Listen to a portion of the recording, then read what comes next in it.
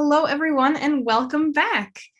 It is my pleasure to introduce our next speaker, Ufuoma Ovienmhada, who will be discussing Beyond Surviving and Onto Thriving, making academia a place where all can thrive. Ufuoma, thank you so much for being here. Thank you so much. Really happy to be here. Let me get my PowerPoint shared. So thanks for the introduction.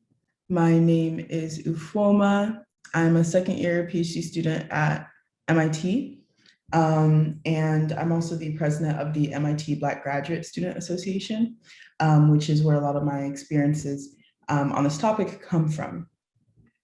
So just to give a bit of background of some of the campus activism I've been involved in over the last few years. I've been the president of the Black Graduate Student Association, which I'll also abbreviate as BGSA, for the last 2.5 years. And I was really May 2020 when the country was grappling with the extrajudicial murders of Black people by police. Me and the rest of my executive committee really wanted to look internally to see how Black students and other people of color were experiencing racism from their peers, faculty, and also from campus police on campus. And so that launched this petition titled Support Black Lives at MIT, in which we called for, one, a strategic action plan to address diversity, equity, and inclusion issues at MIT. And we also called for an investigation to study how students are experiencing discrimination by police on campus and reimagine safety beyond policing to include safety in a more holistic lens. And since then, I've been involved with both of these efforts. So I'm on an institute committee to develop the strategic action plan for diversity, equity, and inclusion. And I've been on that for about 1.5 years now. And I'm also on a committee to reimagine public safety. And on the right, this right image is just an event that I put on last year, where I brought in some community organizers who work on abolition in their communities to talk about what abolition is and what it actually means practically, because there are a lot of misconceptions about what it looks like to move beyond relying on just police for our safety. So in these experiences, I've realized that a lot of these institutions, at least my institution, really tends to focus on efforts that would really only allow people of color, Black students, marginalized students to survive. What I mean by that is a lot of the times they're looking at solutions that are band-aids to deeper core issues of the institutions. This can look like developing committees to study whether or not racism exists in a system, or simply increasing the number of URMs, underrepresented minorities, without actually asking, is this an environment where underrepresented minorities would actually feel safe? It can also look like increasing DEI training and just hoping that makes the environment more inclusive, even though you're not actually changing, the faculty and people in power. Or it can look like hiring diversity, equity, inclusion staff, which is awesome and I definitely support, but if they're not in an environment where their recommendations or actions will actually be able to change the system, then it's kind of a waste. And so after kind of experiencing what it looks like to work on these committees and how slow and kind of meaningless the work can feel, last May, me and some other students who were on the strategic plan committee, we wrote this op-ed that I'll drop in the chat. And the purpose of the op-ed was critiquing the draft of the strategic action plan that was released at the time. We were really disappointed in it because it was empty. There was no accountability mechanisms. It was very vague. A lot of the quote unquote recommendations were, asking to continue to study these things rather than actually make initiatives that would tangibly change the lives of URM students at MIT. So in this op-ed, in writing this, I developed these kind of my own personal thought and like theory of what it would look like to create a strategic action plan that was anti-racist and tangibly improved the lives of URM students. So I summarized that in 4 dimensions, and again, you can read it more in the article that I linked in the chat. But I'll just go through that. So the first dimension is to shift power dynamics to reduce the negative impact of hierarchy. So this is important in most institutions, but especially academia, because academia is built on hierarchical processes that are prone to the effects of racism, sexism, and other forms of bias. Everything from graduate admissions to qualifying exams, faculty hiring and tenure. And so any actions that we want to be anti-racist and anti-oppressive must shift these power dynamics to democratize decision-making in all of these processes to try and reduce the negative impacts of hierarchy. The second is to amplify and prioritize the needs of the most marginalized groups.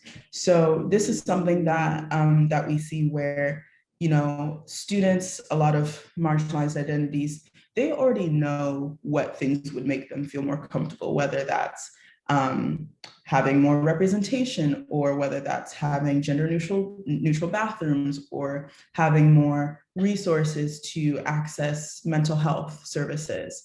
Students already know what they need. And so wasting time trying to, like, you know, convene another committee to study what they need and do all these surveys to try and figure it out, it's a waste, because these students already know what they need. And so efforts to really improve their lives should really just take the things that people have been saying they need for decades, for centuries, and just do them, just implement them. The third is to enact justice by holding individuals who perpetuate oppression accountable. So this is something that, like, we've especially seen at MIT. Some people may have seen in recent media, various faculty accused of sexual harassment and other issues. And it's important for these types of people to be held accountable and removed from our community if they're not, you know, being productive members of our community.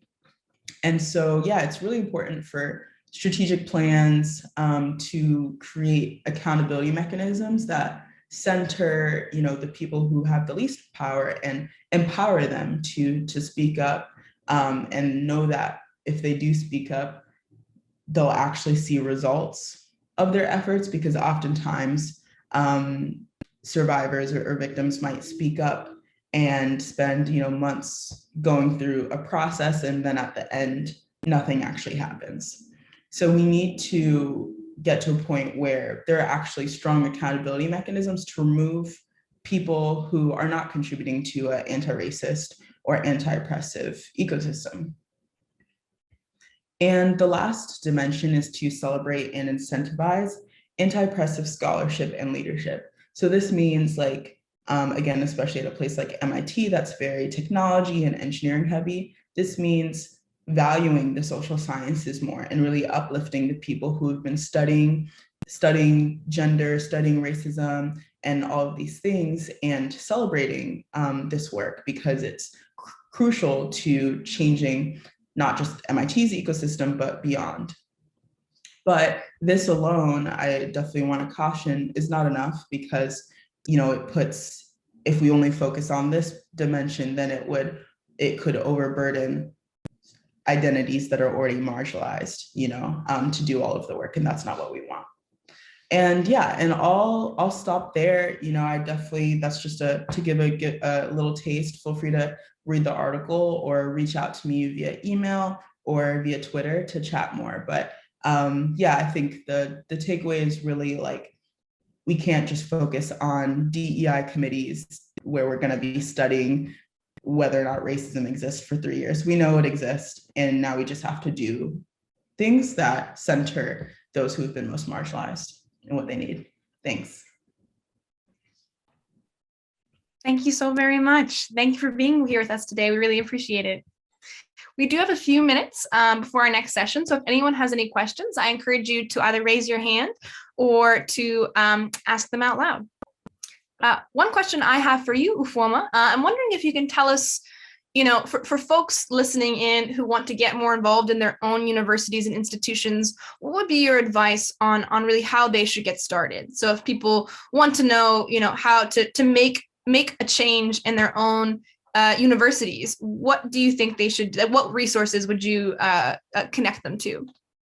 Yeah, that's a great question. I think, there are definitely books and different, content I could recommend, but more than anything, I would recommend trying to find the people already doing the work, because I guarantee there are, student groups or staff groups, whatever your identity is, that already exist in the institutions you belong to that are trying to do this work. So I would actually first recommend just trying to find those people and learn from them. What are the things that are priorities? What are the efforts that they've tried in the past, and plugging in that way. Fantastic, thank you. And I do have another question here for you from Adrian, who asks, what's the role of discussing the economic benefit of making changes?